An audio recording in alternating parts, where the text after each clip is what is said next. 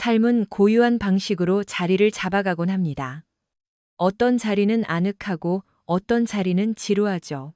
저는 보통 동이 트기 전 온 가족이 깨어나기 전에 고요함을 즐기며 일어납니다. 이른 새벽에는 냉장고의 가벼운 웅웅거림과 가끔 들리는 마루바닥의 삐걱거림만이 제 동반자가 되어줍니다. 그때가 제게는 가장 편안한 시간입니다. 제가 왜 이 삶을 선택했는지, 환희의 순간들과 책임이라는 짐이 어떻게 뒤섞여 있는지 되새겨보는 시간이죠. 지혜와 저는 대학 시절 만났습니다. 너무 완벽해서 비현실적이라고 느껴질 만큼 뜨거운 사랑이었죠. 그녀는 열정적이고 결단력이 넘쳤습니다. 곁에 있으면 무엇이든 정복할 수 있을 것 같은 자신감을 주는 여자였죠. 우리는 일찍 결혼했고 몇 년 뒤 민지와 서연이가 태어났습니다.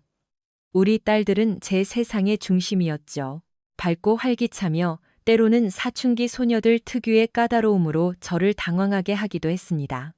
시간이 흐르면서 우리 가족은 나름의 리듬을 찾았습니다. 지혜는 집안의 모든 대소사를 챙기며 생일 파티가 열리고 치과 예약이 어긋나지 않도록 완벽하게 관리했습니다. 반면 저는 새는 수도꼭지를 고치고 일요일마다 마당에서 고기를 굽고 묵묵히 제 자리를 지키는 단순한 일에서 행복을 찾았습니다. 딸들이 언제든 기댈 수 있는 든든한 버팀목이 되어주는 것. 완벽하지는 않았지만 그것이 우리만의 방식이었습니다. 어버이날이나 제 생일은 드물게 모든 관심이 저에게 쏠리는 날이었습니다. 지혜와 딸들은 정성껏 차린 아침 식사, 진심 어린 카드, 그리고 함께 보내는 몇 시간의 시간으로 제가 특별한 사람임을 느끼게 해주었습니다. 제가 바란 건 그것뿐이었습니다. 거창한 몸짓은 필요 없었고 우리가 나누는 사랑이면 충분했습니다. 하지만 겉으로 보기에 행복해 보이던 삶의 이면에서 미묘한 변화들이 감지되기 시작했습니다. 지혜는 웃음이 줄어들었고 곁에 있어도 어딘가 멀게 느껴졌습니다. 그때 저는 그저 대수롭지 않게 넘겼습니다. 그 변화들이 바쁜 일상의 당연한 결과라고 생각했죠. 돌이켜보면 그 순간들은 제가 외면했던 신호들이었고 제가 마주할 준비가 되지 않았던 진실로 저를 이끌고 있었습니다. 작년 제 생일이자 아버지의 나란국의 어버이날 즈음의 주말은 여느 해와 다름없이 시작되었습니다. 저는 일찍 일어나 지혜와 딸들이 늦잠을 잘 수 있도록 조용히 집을 나섰습니다. 평소 어머니 날에는 제가 주인공이 되어 풍성한 아침을 준비하고 점심에는 와인과 치즈, 과일을 곁들인 가벼운 식사를, 저녁에는 근사한 스테이크와 고급 레드 와인으로 하루를 마무리하곤 했습니다. 딸들이 어릴 때는 제 요리를 돕겠다고 앞다투어 나서곤 했지만 사춘기가 된 후로는 주방 일을 거의 제게 맡기곤 했습니다. 반대로 제 생일에는 지혜가 아침 식사를 준비해주곤 했는데 저는 아침을 거르는 습관이 있었지만 그녀의 성의를 생각해서 고맙게 받곤 했습니다. 그날 저는 그녀가 일어나 아침을 차려주길 기다렸습니다. 그녀는 제게 입을 맞추며 생일 축하한다고 말하고는 곧바로 부엌으로 향했습니다. 우리는 점심때 독특한 피규어 테마 카페에 갔는데 생각보다 즐거운 시간을 보냈습니다. 아내와 하루를 보내며 느낀 건데 그녀는 정말 꼼꼼했습니다. 공휴일부터 아이들 학원 스케줄까지 제가 잊어버리지 않는 한 절대 놓치는 법이 없었죠. 내년 달력을 보던 그녀는 제 생일이 마침 일요일과 겹친다는 걸 알아챘습니다. 저는 놀라지 않고 그저 생일 선물을 제대로 못 받는 것 아니냐며 농담을 던졌습니다. 그녀는 웃으며 더 특별한 선물을 주겠다고 약속했습니다. 저는 그 말이 평범한 생일 선물 그 이상을 의미하는 것인지 궁금해졌습니다. 우리 부부 사이에 굳어진 어떤 약속 같은 것 말이죠. 시간이 흐르면서 그녀는 특별한 기념일에만 부부 관계를 먼저 주도하곤 했는데 그의 생일을 몇 주 앞두고 아내의 행동에서 이상한 변화가 느껴졌습니다. 야근이 잦아졌고 아이들과 제게 신경질적으로 변했으며 옷차림도 화려해졌습니다. 전에는 하지 않던 화장을 진하게 하고 스카프를 두르고 노출이 있는 옷을 입고 출근하기 시작했습니다. 제 생일 전 금요일. 그녀는 짧은 치마에 스타킹, 하이힐 차림이었습니다. 동료들과 모임이 있다며 나가는데 보통 금요일 밤을 함께 보내던 우리에겐 매우 이례적인 일이었습니다. 저는 의아해서 약속을 잊었냐고 물었지만 그녀는 갑자기 잡힌 일이라고만 했습니다. 그녀의 반응에 뭔가 잘못되었다는 느낌이 들었습니다. 평소보다 훨씬 화려하게 꾸미고 서둘러 나가는 그녀의 뒷모습에 가슴이 철렁했습니다. 분명 뭔가가 이상했지만 갈피를 잡을 수 없었습니다. 저는 그 느낌을 떨치려 애썼지만 불안함은 계속되었습니다. 그녀는 자정이 다 되어서야 돌아왔는데 화려했던 머리는 대충 묶은 상태였습니다. 그녀는 제게 아무 말도 없이 위층으로 올라갔습니다. 몇 분 뒤 욕실에서 물소리가 들렸습니다. 잠자기 전 굳이 샤워를 해야 하는 이유가 무엇인지 궁금하지 않을 수 없었습니다. 그녀는 제게 잘 자라는 인사도 없이 잠자리에 들었고, 그때 저는 정말 뭔가가 잘못되었다는 것을 확신했습니다. 다음 날 아침, 저는 일찍 출근했지만 늘 하던 작별 키스조차 없었습니다. 마음이 무거웠지만 매장 일에 집중하려 애썼습니다. 아침 아르바이트생인 수빈이가 문 앞에서 기다리고 있었습니다. 그녀는 매력적인 인상의 젊은 친구였는데 행복한 결혼 생활 중이었음에도 그녀의 활기찬 모습은 눈에 띄곤 했습니다. 점장님, 안녕하세요. 그녀가 인사했습니다. 좋은 아침이에요, 수빈 씨. 제가 답했습니다.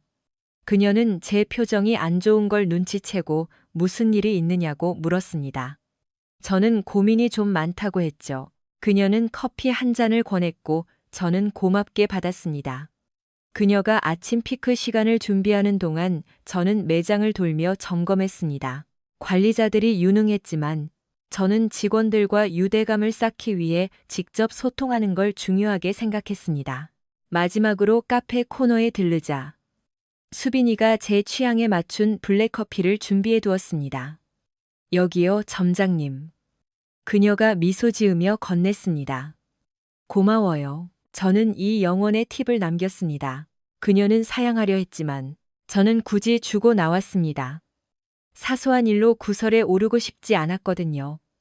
저는 농담조로 본사에서 전화 오면 곤란하다고 말했습니다. 그녀는 웃음을 터뜨렸고 저는 다시 일에 집중하려 노력했습니다. 그날은 별다른 일 없이 지나갔는데 가장 기억에 남는 일이라고는 고양이 사료를 훔치려던 할머니를 붙잡은 것뿐이었습니다. 아내와의 기묘한 상황을 잊기 위해 뭐라도 집중할 거리가 필요했습니다.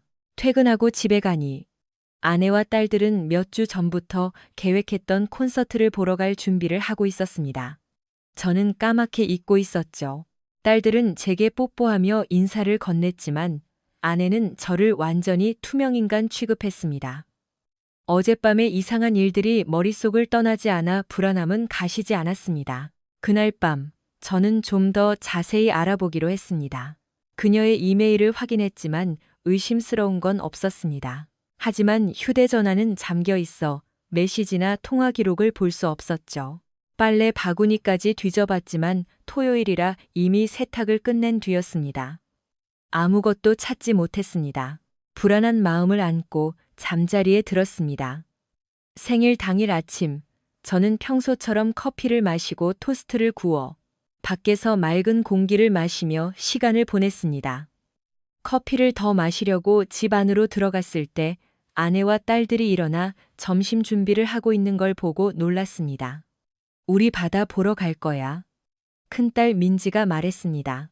저는 옷을 갈아입으러 위층으로 올라갔는데 셔츠를 입는 도중 서연이가 아빠 다녀올게요. 라고 외치며 문을 닫는 소리가 들렸습니다. 창밖으로 차가 떠나는 모습을 보며 저는 진실을 깨달았습니다. 아이들은 제 생일을 기억하고 있었지만 아내가 제 생일을 잊었다는 사실은 상상도 못했습니다. 거실에 멍하니 서 있는데 어머니에게서 전화가 왔습니다. 민준아, 생일 축하한다. 고마워요, 엄마. 지혜가 오늘 거창한 계획 세웠다던데? 어머니가 물었습니다. 아니요, 방금 아이들이랑 바다 간다고 나갔어요. 제가 설명했습니다. 이상하다, 지혜가 그럴 애가 아닌데. 어머니가 의아해했습니다. 글쎄요, 요즘 좀 이상해요. 제가 고백했습니다. 걱정 마라. 나중에 따로 계획이 있겠지. 사랑한다. 아들, 저도 사랑해요. 어머니와의 통화 내용을 곱씹고 있는데 다시 전화가 울렸습니다. 제 비서인 한 실장이었습니다. 점장님, 매장에 문제가 생겼습니다. 무슨 일이죠? 심장이 내려앉기 시작했습니다. 수빈 씨가 손님한테 밀려 계단에서 넘어졌어요. 팔등 뼈가 부러진 것 같습니다. 한 실장이 설명했습니다. 괜찮은 건가요? 걱정이 밀려왔습니다. 엑스레이 찍으러 병원 갔어요. 세상에, 정말 안타깝네요. 상황은 수습됐나요? 저는 진정하려 애쓰며 물었습니다. 네, 다 정리됐습니다. 놀라실까봐 미리 연락드렸어요. 저는 전화를 끊었습니다. 머릿속이 복잡해졌습니다. 가족들이 일찍 올 것 같지 않아 혼자 아침을 먹으러 나갔습니다. 근처 브런치 가게에 들어갔지만 곧바로 후회했습니다. 생일을 축하하는 가족들로 가득 찬 모습에 마음이 무거워졌습니다. 저는 곧장 나와 공원 벤치에서 햄버거로 대충 한 끼를 때웠습니다. 딸들이 어릴 때 자주 데려갔던 호수공원이 생각났습니다. 그때는 참 좋아했는데 아이들이 크면서 제가 점점 오후 일시가 되도록 아내에게서는 아무 연락이 없었습니다. 저는 그들에게 이방인이 된 기분이었습니다. 저녁 약속은 물 건너갔다는 생각에 단골 카페에 들러 점심 먹는 사진을 SNS에 올렸습니다. 많은 축하 댓글이 달렸는데 장모님의 댓글이 눈에 띄었습니다. 장모님은 지혜가 올린 바다 사진을 보고 제가 가족과 함께 있는 줄 알고 계셨습니다. 샌드위치를 다 먹고 근처 스포츠탐에서 맥주나 한잔하며 쉬기로 했습니다. 사람이 너무 많아 옆에 있는 다른 가게로 갔습니다. 조용한 LP바에 들어가 7만 원짜리 비싼 위스키 한 잔을 주문했습니다. 생일 축하한다, 민준아. 저는 혼잣말을 하며 잔을 들었습니다. 바에 앉아 축구 경기를 보고 있는데 옆에 있던 사람들이 카드 게임에 끼워주겠다고 제안했습니다. 김민준입니다. 제가 소개했습니다. 나는 성진이고 이쪽은 동생 창호야. 나이 지긋한 분이 말했습니다. 그들은 판을 끝내고 저를 초대했습니다. 부담 갖지 말고 마셔, 민준 씨. 성진 씨가 시원한 맥주를 건넸습니다. 맥주를 들이켜자 창호 씨가 물었습니다. 오늘은 아이들이랑 안 같이 있나 보네? 아니면 전처가 세 사람이라도 생겼나? 불쾌함이 확 올라왔습니다. 아내는 아이들이랑 바다에 갔어요. 제 생일인 것도 잊었나 봐요. 제 말에 성진 씨가 혀를 찼습니다. 내 아들 둘은 군대에 있고 딸은 미국에 있어. 창호 씨가 덧붙였습니다. 손자가 이번에 2살인데 다음 주에 보러 가기로 했지. 좋으시겠네요. 저는 억지 미소를 지었습니다. 딸들이 어릴 때 호수에 데려가면 참 좋아했다는 이야기를 나누다 보니 대화는 다시 제 상황으로 돌아왔습니다. 정말 잊은 것 같아. 아니면 피하는 거야? 창호 씨가 물었습니다. 저는 최근 아내의 변화를 설명했고 두 사람은 서로를 쳐다봤습니다. 바람 피우는 거 아니야? 성진 씨가 대뜸 물었습니다. 그 질문은 마치 뺨을 맞은 것처럼 얼떨떨했습니다. 부정하려 했지만 의심이 싹트기 시작했습니다. 믿고 싶지 않았지만 무시하기엔 너무 확실한 변화들이었죠. 성진 씨가 몸을 숙이며 말했습니다. 이봐요. 나도 겪어봐서 알아. 화려한 옷차림, 늦은 귀가. 내 아내도 그랬지. 들켰을 때 바로 이혼했는데 그게 내 인생에서 가장 큰 실수였어. 저는 의아해서 물었습니다. 바람을 피웠는데 이혼한 게 왜 실수라는 건가요? 성진 씨는 한숨을 쉬며 말했습니다. 지금 몇 년째 전처에게 양육비랑 위자료를 주느라 허리가 휘어. 돈은 없고 매일 그녀가 그리워. 결국 우리는 다시 합쳤고 지금은 행복하게 살고 있습니다. 저는 그 말을 믿을 수 없었습니다. 만약 내 아내가 바람을 피운다면 절대 용서할 수 없을 것 같았습니다. 배신한 사람과 함께할 수는 없으니까요. 성진 씨는 고개를 저었습니다. 우리 나이에 사랑의 두 번째 기회는 흔치 않아. 민준 씨. 아직 그녀를 사랑한다면 용서할 방법을 찾게 될 거야. 저는 그 말을 곱씹으며 자리에서 일어났습니다. 고맙습니다. 생각 좀 해볼게요. 속으로는 절대 용서 못할 거라 확신하면서도 인사를 나누고 나왔습니다. 다시 휴대전화를 확인하니 아내와 딸들이 바다에서 즐거워하는 사진이 더 올라와 있었습니다. 가슴이 저려왔습니다. 관두자라고 혼잣말하며 자신을 괴롭히지 않기로 했습니다. 아내가 제 생일과 어버이날을 잊었다는 사실보다 그녀가 몇 주 동안 다른 남자를 만나고 있었을지도 모른다는 의심이 더 고통스러웠습니다. 생각을 떨쳐버리기 위해 평소 좋아하던 한우 전문점에 가기로 했습니다. 대기 시간이 길겠지만 상관없었습니다. 씻고 옷을 갖춰 입고 나를 위한 선물을 주기로 했죠. 식당에 도착해 샴페인을 한 잔 주문했습니다. 옆에 앉은 노신사가 저를 빤히 쳐다봤습니다. 마티니를 주문하자 바텐더가 잔을 채우며 물었습니다. 혼자 축하하시는 건가요? 아니면 누군가 올 자리인가요? 혼자입니다. 제가 대답했습니다. 바텐더는 고개를 끄덕이며 말했습니다. 제 아내는 오늘 팔이 부러진 딸을 도와주러 갔어요.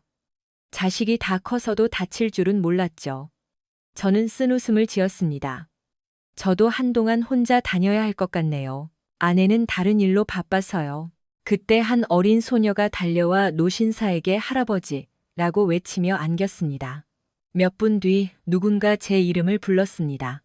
민준 점장님. 돌아보니 수빈이가 한 중년 여성과 서 있었습니다. 수빈이와 꼭 닮은 분인 걸 보니 어머니인 것 같았습니다. 수빈 씨, 팔은 좀 어때요? 저는 불편함을 숨기며 물었습니다. 괜찮아요. 진통제 덕분에 좀 낫지만 뼈 맞출 때는 정말 죽는 줄 알았어요. 수빈이는 부모님과 어린 딸 하은이를 소개해 주었습니다. 사모님은 어디 계세요? 수빈이가 천진하게 물었습니다. 글쎄요, 잘 모르겠네요. 제가 답했습니다. 오늘 아침에 아이들이랑 바다 간다고 나간 뒤로 소식이 없어서요. 오늘 같은 날에요? 너무하시네. 수빈이가 놀란 듯 말했습니다. 수빈이 어머니도 충격을 받은 표정이었습니다. 남편 생일에 혼자 두고 가다니 그게 무슨 경우람. 저는 더 말하고 싶지 않아 어깨를 으쓱했습니다. 그 얘긴 그만하죠. 수빈이 어머니가 말을 돌렸습니다. 저희랑 같이 식사해요. 아까 수빈이 아버지가 말씀하신 게 생각났습니다. 제가 끼어도 될지 모르겠네요. 에이, 괜찮아요. 오늘 같은 날 혼자 있으면 안 되죠. 아버님이 호탕하게 웃으며 말했습니다.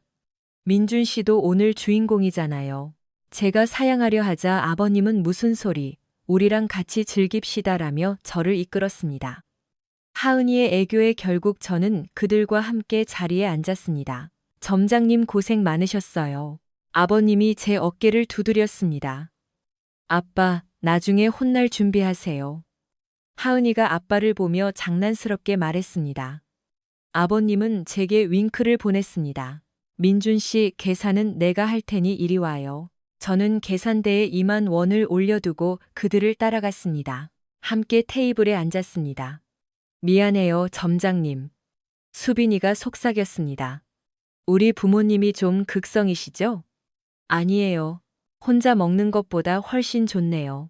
우리는 아이들 키우는 이야기를 나누었고 하은이는 수빈이의 어릴 적 실수담에 까르르 웃음을 터뜨렸습니다. 그때 휴대전화가 울렸습니다. 아내였습니다. 저는 전화를 받지 않고 화면을 엎어놓았습니다. 사모님인가요? 수빈이 어머니가 눈치채고 물었습니다. 네. 제가 짧게 답했습니다.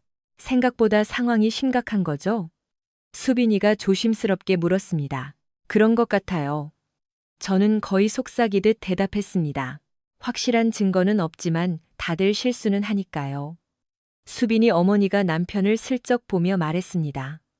용서해 줄 수도 있지 않을까요? 수빈이도 저를 쳐다봤지만 저는 아무 말도 하지 않았습니다. 식사를 마치고 제가 계산서를 가져와 결제했습니다. 민준 씨, 잘 먹었네. 아버님이 악수를 청했습니다. 별 말씀을요. 즐거웠습니다. 식당을 나오면서도 의심은 가시지 않았습니다. 두 사람 다 용서를 언급했지만 제가 그럴 수 있을지 확신이 없었습니다. 집에 도착하자 딸들이 달려나와 생일을 잊어서 미안하다고 사과했습니다. 괜찮아. 제가 말했습니다. 두 아이를 안아주었습니다. 아이들이 기억하고 있을 줄은 몰랐거든요. 큰딸 민지가 거실로 들어가 아내에게 말했습니다. 오늘 아빠 생일이었어. 우린 몰랐잖아. 엄마 미안해. 민지는 제 품에 안겨 엉엉 울기 시작했습니다. 아빠가 우리 미워하면 어떡해? 아니야. 아빠는 너희 사랑해. 제가 달랬습니다. 엄마가 바다 가자고 해서 우린 생각도 못했어. 민지가 작게 웅얼거렸습니다. 괜찮아. 걱정 마. 저는 아내에게 느끼는 분노를 아이들 앞에서는 드러내지 않았습니다. 나중에 따로 해결할 문제였죠. 아이들을 방으로 들여보내고 옷을 갈아입었습니다.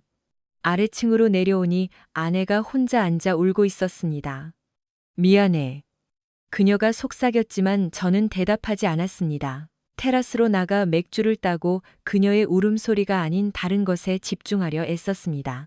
그때 뒷문이 열리는 소리가 들렸습니다. 민준아, 그놈 이름이 뭐야? 제 말에 그녀는 입을 닫았습니다. 저는 그녀를 쳐다보지도 않고 다시 물었습니다. 그놈 이름이 뭐냐고.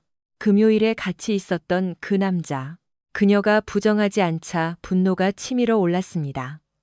이제 끝이었습니다. 이혼 전문 변호사가 필요하다는 걸 직감했습니다.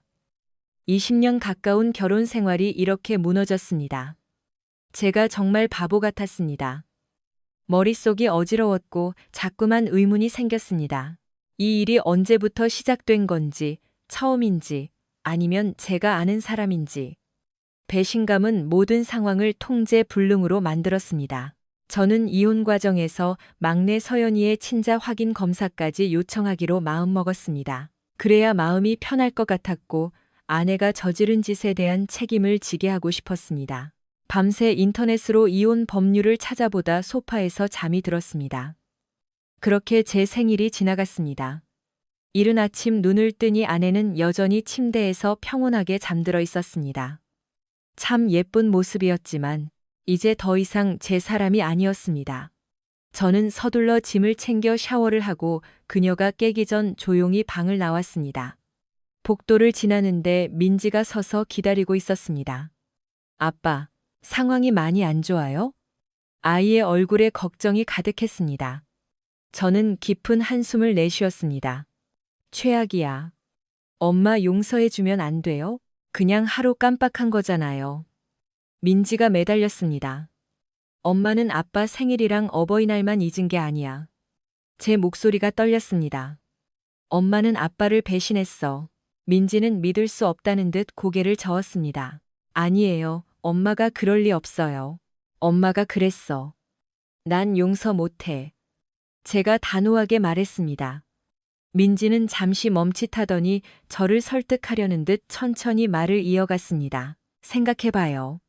엄마 요즘 몇 주 동안 정말 이상했잖아요. 금요일에도 미용실 다녀와서 엄청 꾸미고 나갔는데 아빠랑 데이트하러 가는 줄 알았어요. 저는 고개를 끄덕였습니다. 분노가 다시 치밀었습니다. 엄마는 주말 내내 나랑 말도 거의 안 했어. 분명 아빠를 피하고 있었던 거야. 민지의 목소리가 떨리며 간절해졌습니다. 엄마가 아빠 없이 우리만 데리고 바다 간 게 처음이잖아요. 만약 그게 외도가 아니라 그냥 큰 실수라면요? 용서할 방법이 정말 없나요? 저는 고개를 저었습니다. 이제 그녀의 어떤 행동도 예전처럼 볼 수 없을 것 같았습니다. 그녀는 최근 몇 주 동안 저를 사랑하는 사람처럼 대하지 않았습니다. 어머니가 전화해서 왜 생일 축하 전화를 안 하느냐고 물었을 때 아내가 비명을 지르며 화를 냈다는 이야기를 들었습니다. 아빠, 할머니는 괜찮으세요? 민지가 급히 덧붙였지만 제 어머니는 전화기 너머로 통곡하고 계셨습니다. 어머니는 계속 아들 사랑한다는 말만 반복하셨습니다. 서연이는 구급차를 불러야 하는 것 아니냐며 겁에 질려 있었죠. 저는 민지에게 말했습니다. 다른 사람을 사랑한다면서 속이는 건 사랑이 아니야. 그건 이기심일 뿐이지. 엄마는 나보다 그 남자를 선택한 거야. 민지는 눈물을 흘리며 저를 꽉 안아주었습니다. 아이는 고개를 떨구며 말했습니다. 제발 이혼하지 마세요. 저 출근해야 해요. 나중에 다시 얘기해요. 저는 돌아서서 집을 나섰고 민지는 서연이 방으로 들어갔습니다. 서연이한테 다 얘기할 거야. 더 이상 비밀은 없어. 우리 가족이 언제까지 가족으로 남을 수 있을지 의문이 들었습니다. 아내는 너무 바빠서인지 연락조차 되지 않았습니다. 출근해서 수빈이의 사고 보고서를 작성했습니다. 그녀는 휴가비와 병가 수당을 받게 될 것입니다. 그녀는 생각보다 담담했습니다. 저는 그녀의 사생활을 잘 몰랐지만 결혼하지 않았다는 사실은 알고 있었습니다. 수빈이가 사무실로 왔습니다. 오른손을 다쳐 서명을 못하는 그녀를 대신해 제가 보고서를 작성해 주었습니다. 집안일은 좀 어때요? 그녀가 조심스럽게 물었습니다. 안 좋아요. 제가 답했습니다. 아내는 제가 추궁했을 때 외도 사실을 부인하지 않았습니다. 정말 끔찍하네요. 수빈이가 말했습니다. 이런 말 듣고 싶지 않으시겠지만 전 이해해요. 제 전 남친도 제가 임신했을 때 바람을 피웠거든요. 하은이가 태어나기 전에 그 사람을 쫓아냈죠. 우리 어머니는 어젯밤에 지혜를 용서하라고 하시더군요. 참 묘하네요. 제가 말했습니다. 어머니는 아버지를 똑바로 쳐다보며 그 말을 하셨어요. 네, 저도 봤어요. 혹시 두 분 중 한 분도 과거에 그런 일이 있었나 궁금해지더군요. 수빈이가 생각에 잠겼습니다. 제가 미안해요. 제가 중얼거렸습니다. 사과할 필요 없어요. 수빈이가 답했습니다. 두 분은 지금 행복해 보이시니 과거가 어떻든 상관없겠죠. 저는 거짓말쟁이를 믿지 않아요. 제가 단호하게 말했습니다. 퇴근 후 집에 가니 아내가 없었습니다. 새 남자와 함께 있을 거란 생각에 화가 치밀었습니다. 그녀가 일하는 마트로 달려갔고 주차장에서 그녀의 차를 발견했습니다. 놀랍게도 그녀는 차 안에서 어떤 젊은 남자와 함께 있었습니다. 저를 발견하자 그녀는 비명을 지르며 차에서 뛰어내렸습니다. 하지만 저는 멈추지 않았습니다. 바람 피우고 싶으면 마음대로 해. 그 남자 가져. 저는 이제 한계였습니다. 집으로 돌아와 짐을 쌌습니다. 호텔에서 지내며 변호사를 찾을 계획이었습니다. 떠나기 전 서연이와 민지가 달려와 울면서 가지 말라고 애원했습니다. 미안하다. 하지만 엄마가 아빠를 배신했어. 차 안에서 다른 남자랑 있는 걸 봤어. 아빠, 분명 오해가 있을 거예요. 서연이가 절망적인 목소리로 말했습니다. 내가 직접 봤어. 퇴근하고 그 남자랑 차 안에 있었는데 그게 아니면 뭐야. 제발 아빠, 우리 가족 깨뜨리지 마세요. 서연이가 통곡했습니다. 엄마가 깬 거야. 아빠가 아니라. 저는 두 아이를 꼭 안아주었습니다. 사랑한다. 매일 연락할게. 제가 속삭였습니다. 아이들의 볼에 입을 맞추고 방에서 울게 둔 뒤 차고로 나갔습니다. 차를 몰고 나가는데 아내가 제 차를 가로막으려다 거의 부딪힐 뻔했습니다. 저는 고개를 젓고 그대로 운전해 나갔습니다. 그 후 일주일은 지옥 같았습니다. 아내는 3일 동안 1시간마다 전화를 걸어왔습니다. 직장에도 나가지 않고 매달리는 것 같았습니다.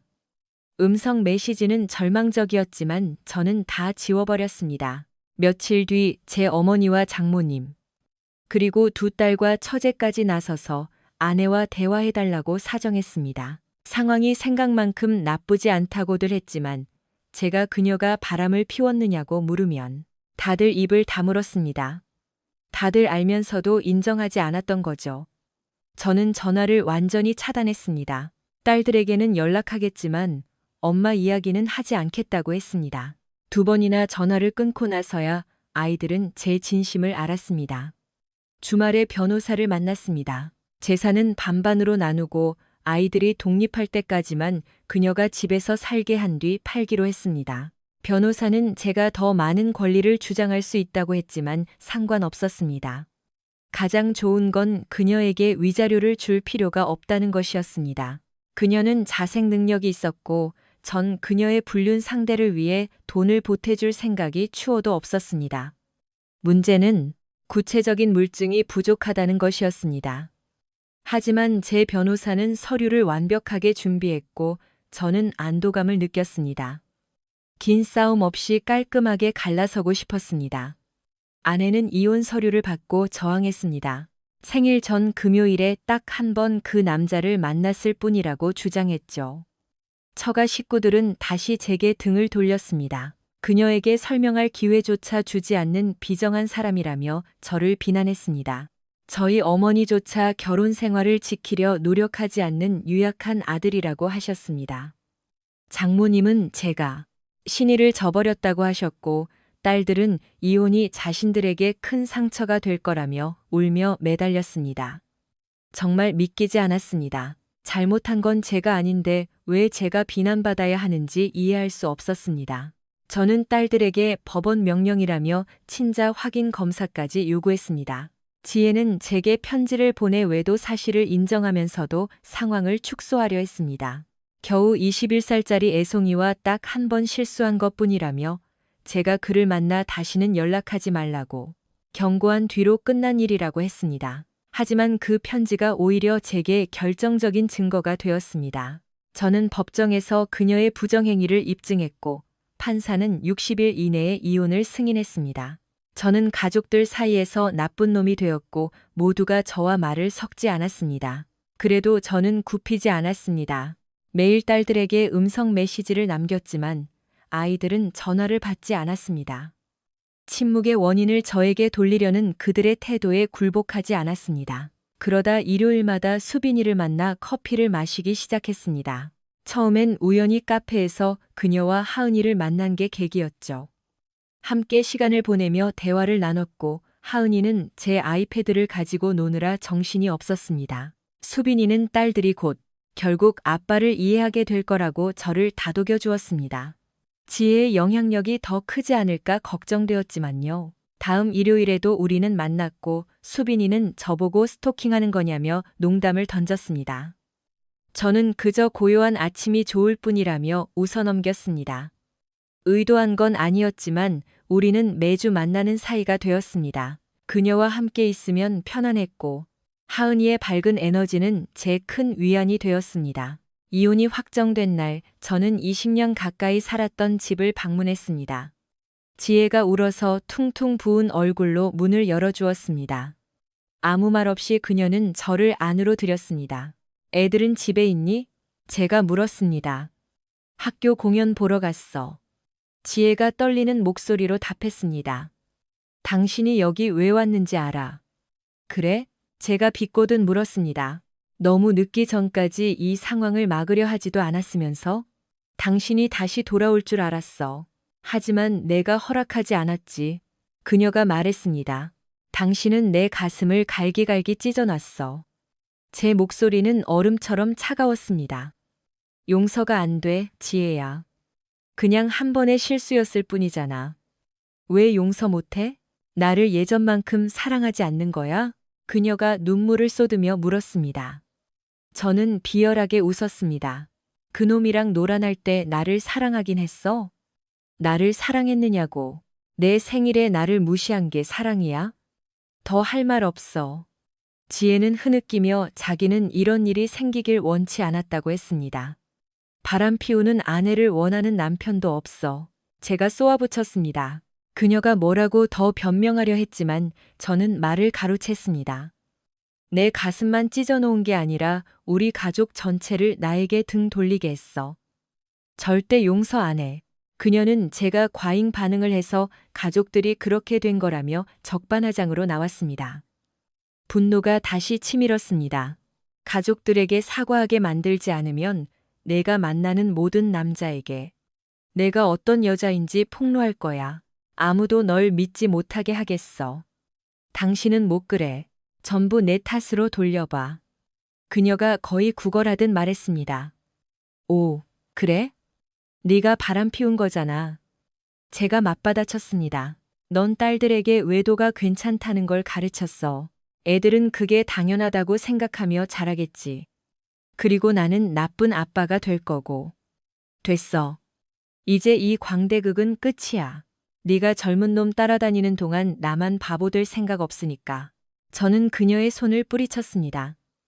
지옥에나 가버려. 저는 울고 있는 그녀를 뒤로 하고 나왔습니다. 몇 주 뒤 수빈이가 제 사무실로 찾아왔습니다. 잠깐 시간 돼요? 그녀가 조심스럽게 물었습니다. 그럼요. 회사 규정에 직원끼리 데이트하면 안 된다는 조항 있나요? 그녀의 질문에 저는 즉시 그녀의 의도를 알아차렸습니다. 사실 저도 데이트 신청하려던 참이었어요. 저는 미소를 감출 수 없었습니다. 엄격한 규정 같은 건 없어요. 만약 잘 안 된다면 그건 우리 잘못이지 회사 잘못은 아닐 테니까요. 좋아요. 그녀는 자신의 주소와 번호가 적힌 종이를 건넸습니다. 내일 저녁 어때요? 하은이도 같이 가요. 저는 활짝 웃으며 기대하겠다고 했습니다. 그녀는 가벼운 발걸음으로 나갔고 저는 내일 저녁이 기다려졌습니다. 딸들에게 보고 싶다는 음성 메시지를 남기고 제 상황을 알렸습니다. 조금 혼란스러울 수도 있겠지만요. 모든 게 엉망인 것 같았지만 저는 나아갈 준비가 되었습니다. 수빈이는 아름다울 뿐만 아니라 진실한 사람이었고 이미 그녀의 귀여운 딸과 따뜻한 부모님도 만난 사이였습니다. 제게 절실했던 새로운 시작처럼 느껴졌습니다. 15분 뒤 지혜에게 문자가 왔습니다. 벌써 데이트라니 정말 멍청하네. 그녀가 얼마나 망상에 빠져 있는지 실감이 나 웃음이 났습니다. 결혼 생활에 대한 미련은 없었습니다. 41세면 다시 시작하기에 충분히 젊으니까요. 수빈이는 30대 초반이었고 나중에 아이를 더 원할 수도 있겠지만 지금은 그녀가 가벼운 만남이 아닌 진지한 관계를 원한다는 걸 알고 있었습니다. 그날 저녁, 수빈이와의 저녁 식사를 준비하며 저는 건강하고 성공한 새로운 장을 시작할 준비가 된 제 모습에 만족감을 느꼈습니다. 하지만 다시 데이트를 하려니 모든 게 낯설었습니다. 결혼 전과는 모든 게 달라져 있었죠. 새로운 연인을 만족시킬 수 있을까 하는 걱정도 들었지만 곧 떨쳐버리고 앞으로 나아가기로 했습니다. 조금 서툴더라도 말이죠. 와인 한 병과 꽃다발. 그리고 하은이를 위한 곰 인형을 들고 수빈이네 집으로 향했습니다. 그녀의 딸에게 점수를 따는 것도 중요하다고 생각했죠. 문을 열어준 수빈이는 눈이 부시게 아름다웠습니다. 붉은 빛이 도는 웨이브 머리에 짧은 원피스 차림이었죠. 그녀는 맨발이었고 발가락에는 분홍색 매니큐어가 칠해져 있었습니다. 합격인가요? 그녀가 장난스럽게 물었습니다. 완벽해요. 제가 망설임 없이 답했습니다. 그녀는 웃으며 꽃을 받았고 저는 곰 인형을 하은이에게 건넸습니다. 하은이는 TV를 보다 말고 달려나와 인형을 껴안고 수빈이에게 자랑했습니다. 그 모습이 어린 시절 제 딸들을 떠올리게 해 묘한 기분이 들었습니다. 괜찮아요? 수빈이가 제 표정을 살피며 물었습니다. 저는 억지 미소를 지으며 딸들 생각이 좀 났다고 했습니다. 상황이 정말 안 좋나요? 그녀가 부드럽게 물었습니다. 애들이 저랑 말을 안 해요. 지혜가 저를 나쁜 사람으로 만들었거든요. 하지만 포기 안 해요. 매일 메시지를 남기고 있어요. 정말 안타깝네요, 민준 씨. 수빈이가 위로했습니다. 힘드시겠지만 아이들도 결국 진심을 알게 될 거예요. 지혜 씨가 민준 씨를 나쁜 놈이라고 문자 보냈다면서요. 너무 빠른 거 아니냐고 비꼬면서. 조금 빠르긴 하죠. 제가 농담했습니다. 수빈이는 귀엽게 입술을 내밀며 그럴지도 모르지만 당신과 함께라면 괜찮아요. 라고 미소 지으며 제 손을 잡았습니다. 저녁 준비 다 됐어요. 미트볼 스파게티 좋아했으면 좋겠네요. 정말 좋아요. 제가 활짝 웃었습니다. 마늘빵도 사왔으니 소파에서 편하게 즐겨요. 하은이가 까르르 웃었고 저는 수빈이가 이토록 편안하고 솔직하게 대해주는 것에 놀랐습니다. 그녀는 제 쑥스러운 표정을 보더니 말했습니다. 민준 씨, 우리 둘 다 성인이고 전 당신이 좋아요. 부끄러워할 필요 없어요. 당신은 멋진 사람이고 우리에겐 기회가 있다고 생각해요. 제가 매력적인가요? 제가 아직 대화의 변화에 적응하지 못한 채 물었습니다. 네. 그녀가 장난스러운 눈빛으로 말했습니다. 매장에서도 인기가 많았잖아요. 잘생겼고 몸도 좋고 똑똑하죠. 무엇보다 당신이 얼마나 신의를 중요하게 생각하는지 다들 알아요. 그 말을 듣고 나니 기분이 한결 나아졌습니다. 그래서 제가 선수를 친 거예요. 그녀가 윙크하며 덧붙였습니다. 저는 그녀의 손을 꽉 잡았습니다. 하은이도 그 모습을 지켜보고 있었습니다. 하은이는 자기가 소외되는 것 같자 소리쳤습니다. 스파게티는 내가 제일 좋아하는 거야. 나도 정말 좋아해. 제가 웃으며 말했습니다. 테이블 위 파마산 치즈를 보고 제가 농담을 던졌습니다. 이거 냄새 엄청 고약할 텐데. 그녀가 웃었습니다. 고약한 게 아니라 파마산 고유의 향이죠. 저는 과장되게 냄새를 맡으며 익살을 떨었습니다. 우와, 진짜 강렬한데. 소망이가 고개를 가로젓자 저는 하은이에게 통을 건넸습니다. 하은이는 냄새를 맡더니 어깨를 으쓱하고는 스파게티 위에 듬뿍 뿌렸습니다. 우리는 하은이의 유치원 생활과 친구들 이야기를 나누며 즐겁게 식사했습니다. 나눌 이야기가 끝도 없었고 저는 그 매 순간을 즐겼습니다. 어느덧 수빈이는 조용해져서 저와 하은이가 대화하는 모습을 흐뭇하게 바라보았습니다. 밤이 깊어지자 그녀가 정리를 시작했고 제가 돕겠다고 했습니다. 됐어요. 수빈이가 웃으며 말했습니다. 하은이가 좋아하는 만화 얘기 더 해줘야죠. 하은이를 재우고 난 뒤 수빈이는 와인 잔을 들고 소파에 제 옆에 앉았습니다. 그녀는 만족스러운 듯 한숨을 내쉬며 다리를 뻗었습니다. 엄마가 된 게 행복하지만 가끔은 지금 이 시간이 하루 중 가장 좋아요. 생각할 겨를도 없이 저는 그녀를 끌어안았습니다. 그녀가 제게 기대자 저는 제 딸들과의 경험을 떠올리며 육아가 참 쉽지 않다고 말했습니다. 맞아요. 그녀도 이해한다는 듯 미소 지으며 동의했습니다. 잠시 침묵이 흐른 뒤 제가 물었습니다. 우리 애들이 언젠가 제 진심을 알아줄까요? 그럴 거예요. 수빈이가 생각에 잠긴 듯 말했습니다. 아직은 아이들에게도 시간이 필요하겠죠. 민준 씨는 훌륭한 아빠니까 포기하지 마세요. 그녀는 제 볼에 가볍게 입을 맞췄습니다. 민준 씨, 제 마음은 이미 말했죠. 저는 가벼운 만남을 즐기는 사람이 아니에요. 저는 우리가 계속 진지하게 만났으면 해요. 하은이에게는 든든한 아빠 같은 존재가 필요하고 저에게는 안정적인 파트너가 필요하거든요. 제가 대답하려 하자 그녀가 손을 들어 제지했습니다. 무슨 말 하려는지 알아요. 보통 남자들은 이런 얘기 들으면 도망가죠. 하지만 당신은 그런 사람이 아니라고 믿어요. 그냥 가볍게 만날 생각이라면 지금 말해줘요. 저는 그런 사람을 찾는 게 아니니까요. 하지만 진심이라면 저는 여기 있을게요. 와우. 제가 놀라움을 금치 못하며 말했습니다. 미리 준비한 원고라도 있는 건가요? 제가 망설이자 그녀는 제가 거절하는 줄 알고 긴장한 표정이었습니다. 수빈 씨, 제가 서둘러 말했습니다. 우리 알고 지낸 지 꽤 됐고 최근 몇 주간 정말 행복했어요. 저는 늘 가정적인 남자였고 혼자 사는 법을 잘 몰라요. 사실 다시 데이트하는 게 겁이 날 정도였죠. 지혜가 배신하지 않았다면 전 여전히 결혼 생활 중이었을 겁니다. 가벼운 유의를 찾는 게 아니에요. 그녀는 미소 지으며 제 손을 잡았습니다. 당신은 좋은 사람이에요. 똑똑하고 재미있고 무엇보다 제가 먹어본 스파게티 중에 당신이 해준 게 최고였어요. 그녀가 장난스럽게 저를 밀었습니다. 당신 여자친구가 되고 싶어요. 같이 잘해봐요. 이 관계는 우리 두 사람과 하은이에게 정말 큰 의미가 있었습니다. 그날 밤 우리는 선을 넘지 않았습니다. 유혹이 있었지만 천천히 나아가는 게 좋겠다고 생각했습니다.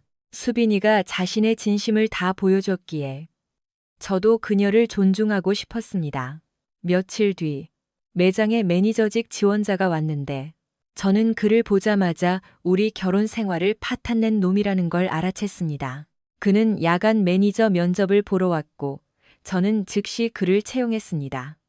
그리고 출근 이틀째 되던 날 밤 저는 주차장에서 그를 기다렸습니다. 그가 출근하기 전 저는 매장에 있는 40인치 TV 한 대를 몰래 그의 차 트렁크에 넣었습니다. 다음 날 아침 그의 퇴근 시간에 맞춰 주차장으로 나갔습니다. 저는 자연스럽게 그를 배웅하며 업무는 어땠는지 묻다가 뒷좌석에 TV를 발견한 척했습니다. 정수 씨, 제가 놀란 표정으로 물었습니다. 출근 전에 TV를 산 건가요? 매장 문도 안 열었을 텐데. 아니요, 점장님. 제게 아닙니다. 그는 당황하며 말을 더듬었습니다. 어디서 난 건지 모르겠어요. 다시 매장 안으로 들어가야겠네요. 제가 차분하게 말했습니다. 그는 결백하다며 CCTV를 확인하자고 고집했습니다. 저는 그를 안심시키며 보안실로 데려갔습니다. 하지만 미리 CCTV 시스템을 꺼두었기에 화면이 나오지 않자 그는 패닉에 빠졌습니다. 저는 경찰을 불렀고 그는 절도 혐의로 유죄 판결을 받았습니다. 감옥에 가지는 않았지만 사회봉사와 벌금형을 선고받았는데 벌금이 TV 가격보다 훨씬 비쌌죠. 그 후 본사에서 보안을 강화했지만 그는 끝까지 제가 배우라는 걸 눈치채지 못했습니다. 일주일 뒤 사무실 앞에서 수빈이를 만났습니다. 그녀는 제게 입을 맞추며 인사했습니다. 오늘 저녁 약속 있지 않았죠? 그녀가 물었습니다. 당연하죠. 제가 따뜻하게 답했습니다. 특별한 걸 준비했거든요. 그때 뒤에서 지혜의 목소리가 들렸습니다. 설마, 제가 놀라 돌아보니 지혜가 서 있었습니다. 실례합니다.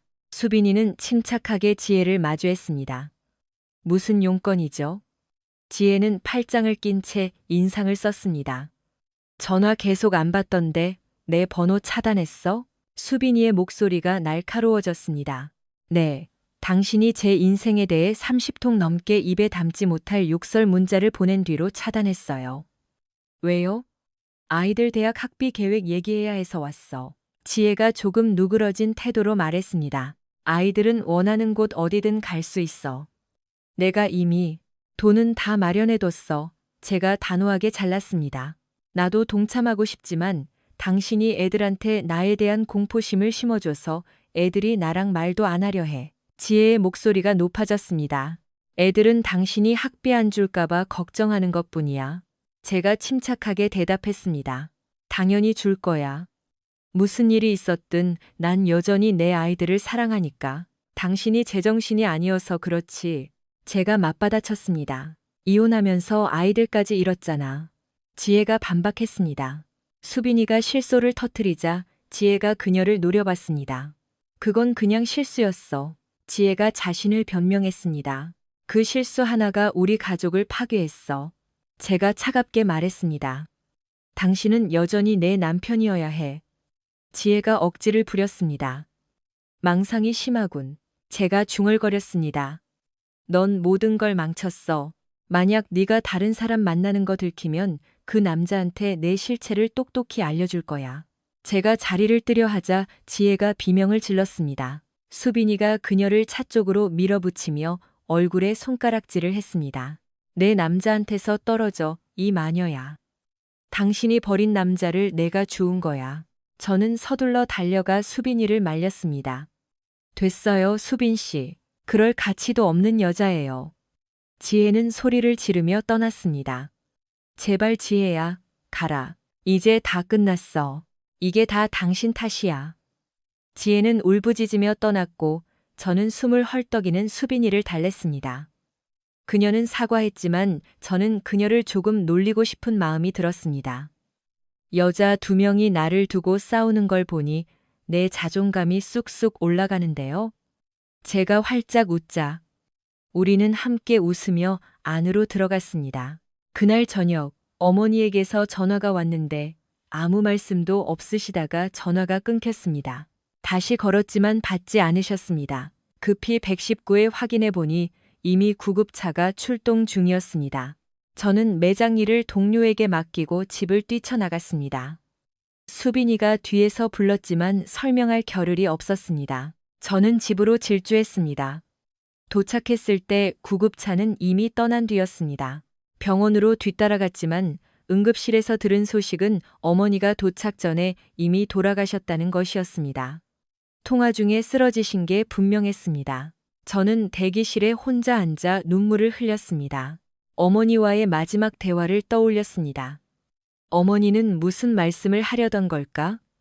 혹시 무슨 문제가 있었나? 아니면 심장마비였나? 영영 알 수 없게 되었습니다. 그때 수빈이에게 전화가 왔습니다. 수빈 씨, 제가 나지막이 말했습니다. 어머니가 돌아가셨어요. 세상에. 민준 씨 정말 유감이에요. 수빈이가 부드럽게 답했습니다. 네, 고마워요. 목이 메어 말했습니다. 오늘 저녁은 같이 못 보낼 것 같아요. 아니요, 제가 그쪽으로 갈게요. 지금 제가 필요하잖아요, 민준 씨. 가게 해줘요. 혼자 있고 싶지 않아요. 알겠어요. 금방 갈게요. 병원에서 봐요. 전화를 끊고 차에 올랐습니다. 집으로 가기 전 저는 옛날 집으로 향했습니다. 아이들이 저를 보고 싶어 하든 아니든 이 소식은 직접 전해야 했습니다. 도착하니 마당에 아이들의 차가 둘 다 있었습니다. 심장이 조여왔습니다. 이런 소식을 전하러 이곳에 오게 될 줄은 몰랐습니다. 제가 더 이상 살지 않는 집이지만 비밀번호를 눌렀습니다. 차고를 지나 집 안으로 들어갔습니다. 지혜의 차가 없는 게 천만다행이었습니다. 지금 그녀를 상대할 자신은 없었거든요. 집안은 고요했습니다. 위층으로 올라가 딸들의 방으로 향했습니다. 아빠? 제가 들어가자 민지가 불렀습니다. 무슨 일이에요? 서연이가 뒤에서 쏘아붙였습니다. 또 빌러 왔어요? 서연이가 경멸 섞인 목소리로 덧붙였습니다. 닥쳐. 제가 서연이의 말을 가로챘습니다. 할머니가 오늘 아침 심장마비로 돌아가셨어. 두 아이 모두 얼어붙었습니다. 직접 말해주는 게 도리인 것 같아서 왔다. 이제 내 말대로 지옥에나 가주마. 저는 몸을 돌려 밖으로 나왔습니다. 서연이가 뒤에서 저를 불렀지만 멈추지 않았습니다. 곧장 차를 몰고 딸들과 자주 가던 작은 호수로 향했습니다. 공기는 차가웠고 호수물은 막 녹기 시작해 고요했습니다. 벤치에 앉아 통곡했습니다. 어머니를 잃은 슬픔뿐만 아니라 딸들과의 깊어진 골 때문이기도 했습니다. 서연이의 독설이 귓가에 맴돌았습니다. 제 인생에서 제가 뭘 그렇게 잘못했는지 자책하지 않을 수 없었습니다. 아이들이 저를 이토록 미워하게 만든 원인이 무엇이었을까요? 우리 가정을 파괴한 건 지혜인데 왜 아이들은 그걸 모르는 걸까요? 한참을 앉아 있는데 발소리가 들렸습니다. 돌아보니 지혜와 딸들이 다가오고 있었습니다. 여긴 어떻게 알고 왔어? 호수만 바라보며 제가 물었습니다. 당신 나의 찾기 앱 안 껐더라. 지혜가 말했습니다. 민준아, 어머니 소식 들었어. 정말 유감이야. 그래서? 제가 날카롭게 물었습니다. 어머니의 죽음이 안타까운 거야. 아니면 어머니가 나를 오해하게 만들고 화해하지 못한 채 돌아가시게 만든 게 후회되는 거야? 그녀는 답하지 못했습니다. 나 좀 내버려둬. 더는 못 견디겠어. 당신이 저지른 일을 절대 용서하지 않겠다고 했었지. 마지막 통화 때 당신은 이혼 철회하기 전까진 말도 섞지 않겠다고 했어. 사랑한다는 말 한마디 없이 전화를 끊었잖아. 정말 미안해, 민준아. 모든 게 다. 지혜가 나지막이 말했습니다. 그녀가 물러나자 서연이가 입을 열었습니다. 아빠, 저희가 잘못했어요. 마녀처럼 굴었던 거 용서해 주세요. 제가 돌아보자 두 딸이 달려와 저를 껴안았습니다. 우리는 한참 동안 함께 울었습니다. 슬픔과 화해가 교차하는 긴 침묵이 흘렀습니다. 너희 잘못이 아니란다.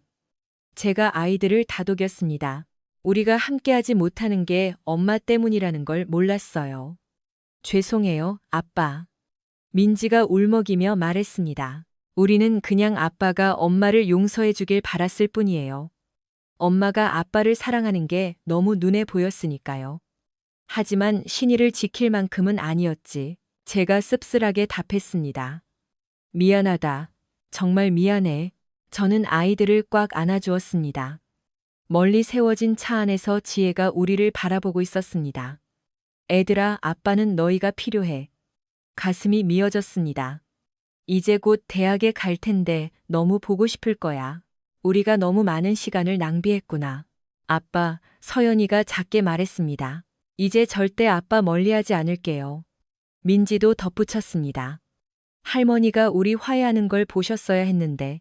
아빠, 저희 아빠 집 가도 돼요? 서연이가 물었습니다. 아직 새 집 구경도 못 했잖아요. 피자라도 먹으면서요. 그래, 좋다. 슬픔 속에서도 미소가 지어졌습니다. 엄마한테 말씀드리고 가자. 우리 집 마당으로 들어서는데 수빈이의 차가 보였습니다. 그녀가 오기로 한 걸 까맣게 잊고 있었습니다. 수빈 씨랑 인사해야겠구나. 제가 아이들에게 말했습니다. 아빠 여자친구예요? 두 아이가 동시에 묻는 바람에 웃음이 났습니다. 응, 이제 막 시작하는 단계야. 아빠 얼굴 빨개졌대요. 서연이가 장난치며 웃었고 아이들은 차에서 내려 수빈이네 현관으로 달려가 질문을 쏟아냈습니다. 수빈이가 당황한 표정인 게 보였습니다. 애들아, 언니 좀 가만히 둬. 제가 웃으며 말했습니다. 안으로 들어가서 제대로 인사시켜 줄게. 아이들은 제 볼에 뽀뽀하고 안으로 뛰어들어갔습니다. 수빈이에게 다가가자 그녀가 놀란 눈으로 저를 봤습니다. 미안해요, 애들이 좀 극성 맞죠? 그녀는 따뜻하게 미소 지으며 제 볼에 입을 맞췄습니다. 당신 딸들인데요. 뭐, 들어와요. 정식으로 소개해 줄게요. 세상에. 수빈이가 저를 올려다보며 말했습니다. 저는 웃으며 말했습니다. 당신 정말 예뻐요. 애들도 좋아할 거예요. 민지야, 서연아, 여기 수빈 씨야. 제가 아이들을 불렀습니다. 두 아이는 수빈이를 안아주며 언니 너무 예뻐요. 라고 장난스럽게 소리쳤습니다. 민지가 방방 뛰며 말했습니다. 아빠 능력 좋은데요. 수빈이는 웃음을 터뜨렸고 저는 쑥스러워 아무 말도 못했습니다. 자, 그럼 집 구경 좀 시켜줄게. 아빠는 할머니 장례식 준비를 좀 해야 하거든. 민준 씨 구경시켜주는 동안 제가 피자 주문할게요. 수빈이가 제안했습니다. 정말 고마워요. 제 마음을 읽었네요. 아이들이 동시에 외쳤습니다. 수빈이의 미소에 저는 고개를 저으며 웃었습니다. 어머니 소식은 다음날 아침에 공지하기로 했습니다. 신문에 부고 기사를 내고 페이스북에도 장례 일정을 올렸습니다. 장례식장에 다녀온 다음날 저녁, 우리는 수빈이에게 어머니 이야기를 밤새 들려주었습니다. 아이들은 제 어릴 적 창피한 실수담까지 보태며 수빈이를 웃게 했습니다. 강가에서 넘어진 건 내 잘못이 아니야. 길이 미끄러웠다고. 제가 변명했지만 소용없었습니다. 어느덧 밤 10시가 되었습니다. 애들아, 벌써 시간이 이렇게 됐네. 제가 말했습니다. 너무 늦었어. 아이들은 아쉬워하며 물었습니다. 오늘 여기서 자고 가면 안 돼요? 거실 정리가 안 됐는데. 그래, 그럼 이렇게 하자. 제가 분위기를 가라앉히며 제안했습니다. 내일 아침 일찍 아빠가 데리러 갈 테니 같이 아침 먹자. 그리고 괜찮다면 할머니 유품 정리하는 것 좀 도와주겠니? 당연하죠.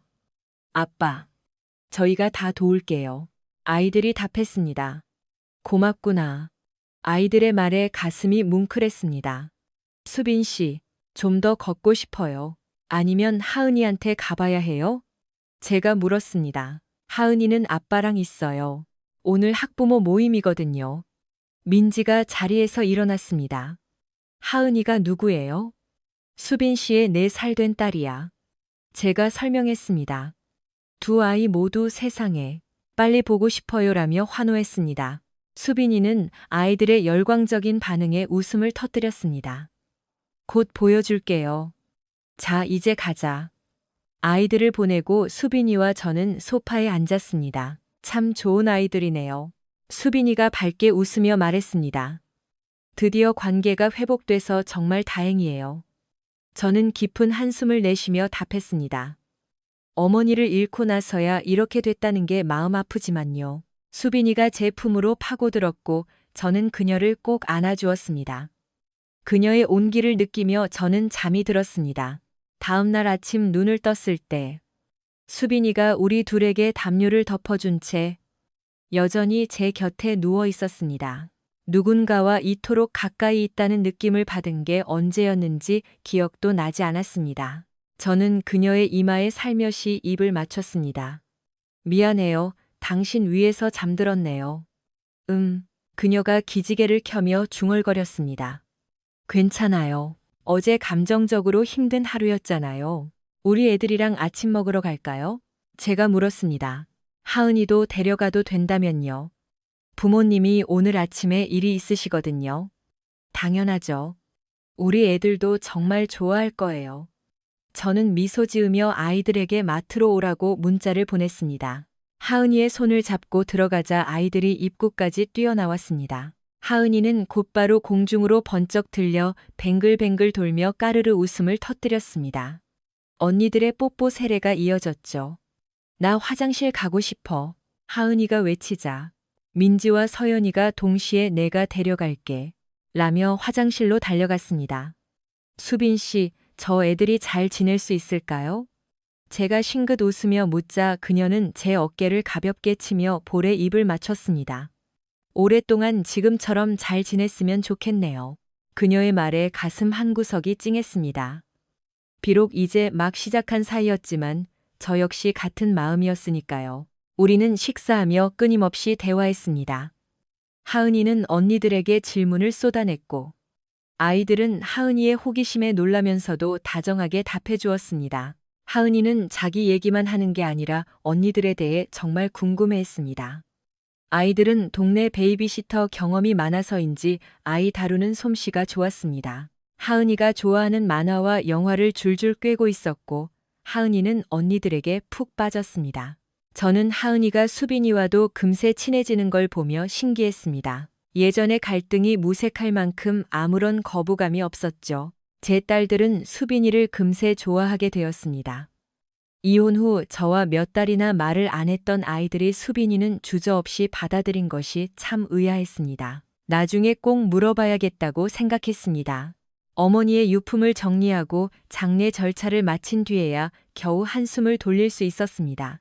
딸들이 저녁을 먹으러 왔고 수빈이와 하은이는 우리만의 시간을 배려해 아침 식사 후 집으로 돌아갔습니다. 수빈이는 유품 정리라는 감정적인 시간에 하은이가 함께 있는 게 아이에게 너무 힘들까봐 걱정했던 것이죠. 상황을 정리하던 중 서연이가 갑자기 진지한 목소리로 물었습니다. 아빠, 수빈 언니 사랑해요? 저는 농담조로 대답했습니다. 이제 겨우 몇 번 만났는걸. 서연이가 눈썹을 치켜 세웠습니다. 사랑한다고 말하기엔 너무 이른가? 민지가 고개를 끄덕이며 말했습니다. 아빠, 공주가 왕자를 볼 때 눈에서 하트가 뿅뿅 나오는 만화 알죠? 저는 피자를 한 입 빼어 물며 낄낄 웃었습니다. 언니가 아빠를 그렇게 봐요.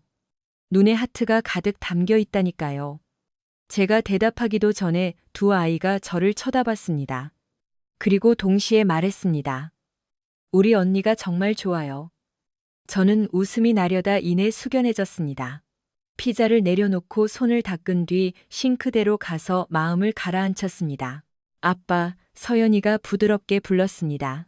어떻게 그렇게 오랜 시간 제 가슴을 아프게 해놓고 이제야 그 언니가 좋다고 하세요? 제가 뭘 잘못했길래. 아빠는 저를 멀리하고 무시하고 제가 아빠가 제일 필요할 때 지옥에나 가라고 하셨어요? 아빠가 확인도 안 한 메시지 보면서 제가 얼마나 울었는지 아세요? 민지가 낮게 덧붙였습니다. 엄마가 우리한테 무슨 짓을 했는지 아세요?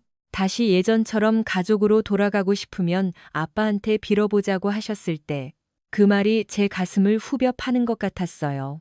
돌아보니 서연이의 뺨에 눈물이 흐르고 있었고 아이는 제게 달려와 안겼습니다. 아빠, 죄송해요. 아이가 속삭였습니다. 일이 꼬였을 때 엄마는 아빠가 우리를 버렸고 대학 학비도 안 줄 거라고 하셨어요.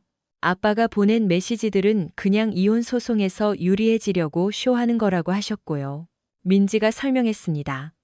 그걸 정말 믿었니? 제 목소리가 믿기지 않는다는 듯 떨렸습니다. 믿을 수밖에 없었어요. 민지가 힘없이 말했습니다. 아빠가 너무 비이성적이라고 생각했거든요. 그럼 너희는 어떠니? 제가 물었습니다. 너희라면 남자친구가 바람 피우는 걸 그냥 두고 볼 거니? 아이들은 답하지 못했습니다. 어디서 선을 그어야 하겠니? 제가 단호하게 물었습니다. 아이들은 울음을 터뜨렸고 우리는 다시 서로를 안았습니다. 무거운 짐이 내려가는 기분이었고 저는 분노와 슬픔, 그리고 안도감을 동시에 느꼈습니다. 미안하다, 내 딸들아. 저는 아이들을 꼭 안으며 속삭였습니다. 정말 많이 보고 싶었어. 잠시 후 저는 아이들을 달랬습니다. 이제 집에 갈 시간이다. 내일 학교 가야지. 엄마한테 장례식 일정 전해주는 거 잊지 말고. 우리는 헤어지기 전 마지막으로 포옹했습니다. 떠나는 차를 바라보며 저는 하늘을 올려다보고 속삭였습니다. 엄마, 어디 갈 필요 없어요. 아이들을 제게 돌려주셔서 감사합니다. 보고 싶을 거예요. 장례식은 정말 힘들었습니다. 저는 원래 시신 곁에 있는 걸 힘들어 하거든요. 어머니는 평온해 보이셨고, 이제 아버지 곁으로 가셨다는 생각에 한편으론 마음이 놓였습니다.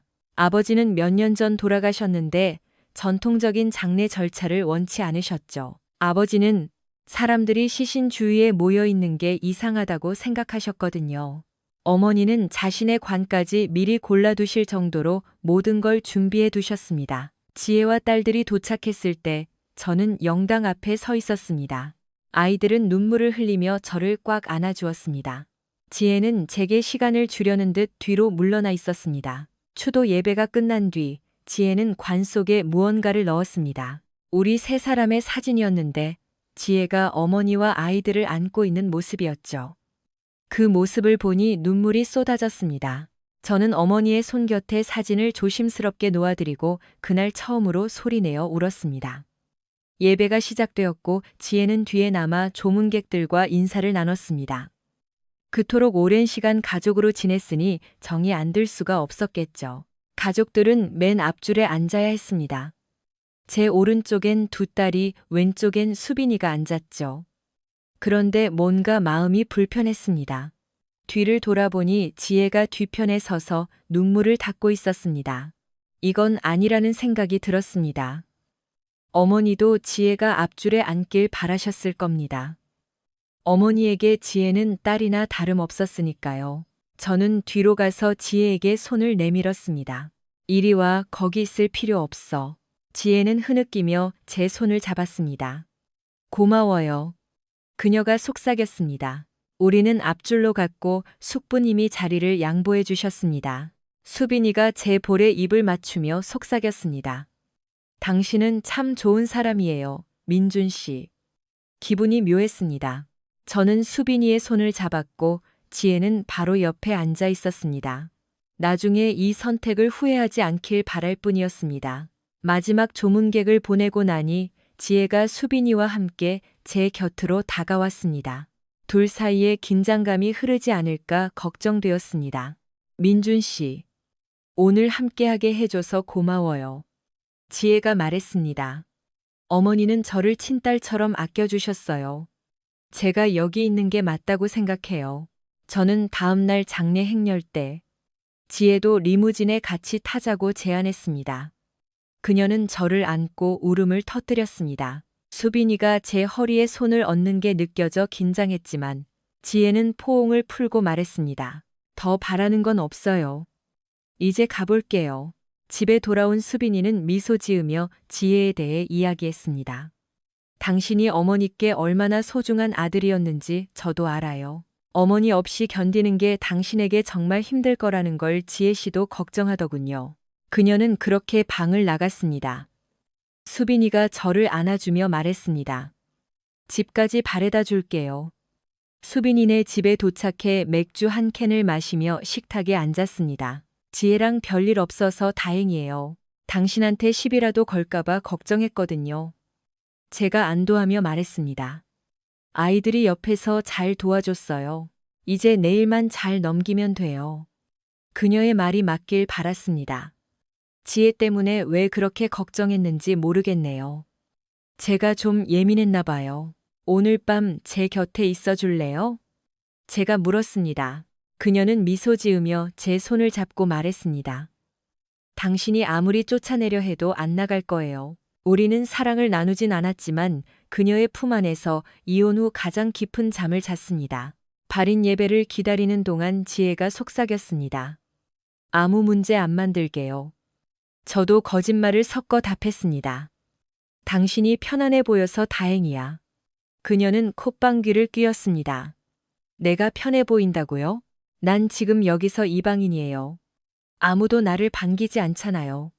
저는 그녀를 안심시키려 애썼습니다. 어머니의 친구분인 정 씨의 아주머니가 제 어깨 등을 두드리며 말씀하셨습니다. 자네 어머니는 참 훌륭한 분이셨어. 우리 모두가 그리워할 걸세. 장례를 마치고 우리는 어머니가 생전 좋아하시던 한정식 집으로 향했습니다. 지혜는 자리를 찾지 못해 불편해 보였습니다. 저는 그녀를 안내했습니다. 수빈이와 딸들이 앉아 있는 테이블로 지혜를 데려갔습니다. 지혜야, 이혼했어도 넌 여전히 우리 가족이야. 언제든 환영받을 자격이 있어. 그녀는 고맙다며 뺨에 눈물을 흘렸습니다. 지혜가 준 상처를 언제쯤 다 씻어낼 수 있을지 모르겠지만 결국 저는 이겨냈습니다. 삶은 계속됩니다. 딸들은 대학에 갔고 매주 화상 통화를 합니다. 수빈이와 저는 여전히 함께이고 저는 곧 그녀에게 정식으로 프로포즈할 계획입니다. 지혜와도 가끔 연락을 주고받으며 원만한 관계를 유지하고 있습니다. 그녀도 좋은 남자를 만나 데이트 중이고 잘 되길 진심으로 바랍니다. 누군가는 제가 지혜를 완전히 용서해야 한다고 생각할지 모르지만 저는 그럴 수 없습니다. 어쩌면 제가 나쁜 놈일지도 모르죠. 하지만 저는 제 삶을 살아갈 수 있습니다. 그런 채로요.